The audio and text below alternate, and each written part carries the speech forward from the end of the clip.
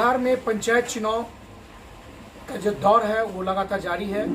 दूसरे चरण का जो मतदान है वो 8 अक्टूबर को होना है। जो फुलपरास ब्लॉक, जो मधुबनी जिले का फुलपरास ब्लॉक है, उस अंतर्गत मैं अभी धर्मडीहा पंचायत में हूँ। और धर्मडीहा पंचायत के जो भावी प्रत्याशी हैं, मुखिया उम्मीदवार के वीर बहादुर राय जी हैं। वीर बहादुर राय के बारे में कहा जाता है कि वे 2001 से 6 तक वे मुखिया पद पर रहे हैं और उन्होंने उस समय जो भी उन्हें योजनाएं मिली उनको सफल पूर्वक उन्होंने पंचायत में लाने का काम किया। और उनका दावा है कि पिछले बार वे सिर्फ महज 34 वोटों से रह गए थे, चूक हो गई थी, लेकिन इस बार वे भारी मतों से जीतेंगे। लेकिन किस दावे के साथ वो करें कि वो भारी मतों से जीतेंगे, आप खुद उनसे हम आमने सामने होते हैं, रूबरू होते हैं।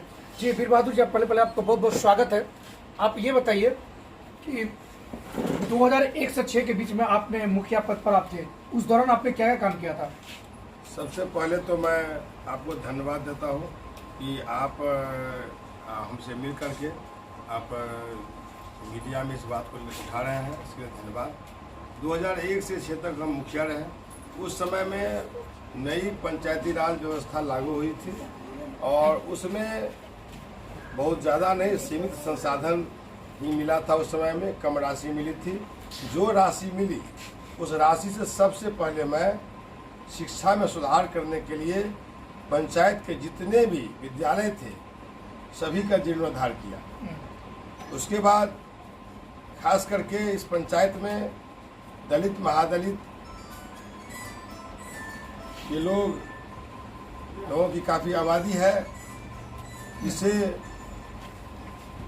ऐसा देखा जा रहा था कि उसे भोजन का भी अभाव था, अन्न की असुविधाएं थी।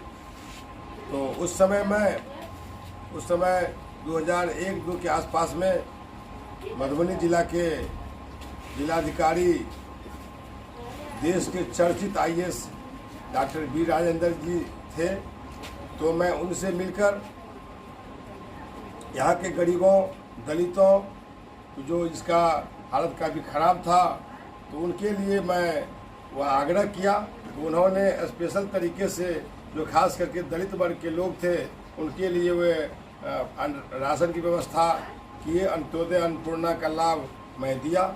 उसके बाद इतना ही नहीं, जो खास करके मुसहर समुदाय के लोग थे जिन्हें रहने के लिए आवास नहीं था, तो मैं उससे आवास का व्यवस्था किया। इतना ही नहीं, वो उनके पास ज़मीन भी नहीं थी जहाँ घर बने, तो वहाँ मैं उस समय में तत्कालीन प्रशासन मैं शिक्षकों की काफ़ी बहाली की थी।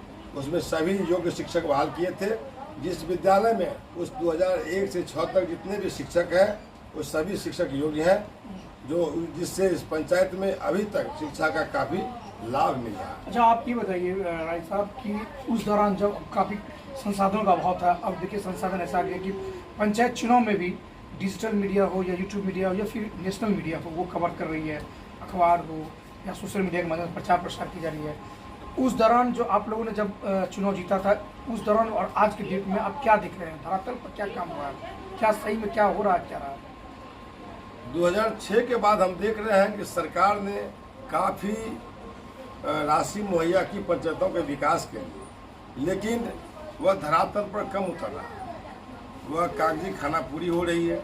जैसे मैं बता दूं कि मनरेगा में इस पंचायत में सिर्फ खाना पूरी हो रही है और अनेकों ऐसे लोग हैं जो सुखी संपन्न लोग हैं, उनका तरीके से उनका नाम उसका जोड़ा गया है मजदूरों में, लेकिन उसे पता नहीं है। उसके नाम पर 50,000, 60,000, 30,000, इसी तरह हजारों में उनके नाम से राशि निकाली जा रही है। कहीं भी मनरेगा का मजदूर काम नहीं किया है। मनरेगा इसलिए चला जाए कि मजदूरों का पलायन रोका जाए, लेकिन ऐसा इस पंचायत में नहीं हुआ। वह JCB और अन्य संसाधनों से वह काम किया जाता है और कई जगह तो इतना है कि मनरेगा से कोई काम भी नहीं हुआ, लेकिन खाना पूरी हुई है।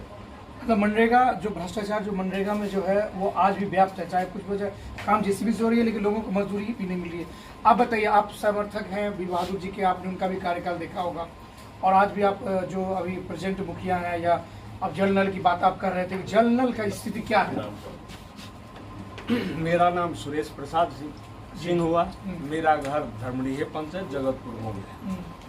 मैंने नल जल को फरवरी मास से लेके अभी तक मनरेगा योजना हो या नल जल योजना, 3200 आदमी का धमडीहा पंचायत में मनरेगा में वर्षों से उगाही हो रहा है। कोई भी जमींदार छूटे हुए नहीं हैं इस पंचायत के जिनका नाम मनरेगा योजना में न हो। व्यक्ति छूटा है तो छूटा है, परिवार कोई नहीं छूटा है, जो कि सोशल मीडिया पर मैंने अपने फेसबुक से लोड किया है। 3.25 करोड़ की उगाही है नल जल योजना। आप विजिट कर सकते हैं धमडीहा पंचायत के खरगम्मा, जगतपुर, लक्सेना 4 गांव है। चारों गांव में एक भी घर में आप इसके लिए स्वतंत्र हैं। आप विजिट करके दीजिए मीडिया में जो क्या हाल धमडीहा पंचायत का। देखिए धरातल पर काम नहीं हुआ है राय जी, धरातल पर काम नहीं हुआ। पिछले बार आप 34 वोटों से चूक कर गए थे, कहाँ भूल हो गई थी? वैसे जनता का काफी समर्थन मिला था, कम अंतरों से हार हुई, लेकिन उसमें ऐसा कयास लगाया गया। उस समय में मतगणना में कुछ हेरा फेरी की गई थी, जिससे हमारी हार हुई थी। उसके बाद हमारे समर्थकों ने वहाँ काफ़ी इसके लिए आंदोलन भी किया था, लेकिन तत्कालीन जिलाधिकारी ने रिकाउंटिंग का आश्वासन दिया, लेकिन वह निकला ढाक के 3 पात। वह रिकाउंटिंग नहीं हुआ। फिर 5 साल हम वैसे अपना धमडीहा में काफ़ी हमने देखा है कि धमडीहा में पंचायत में जो लोग खड़े हैं वो काफ़ी कहा जाता है कि पैसा भी उनके पास है, बल भी उनके पास है।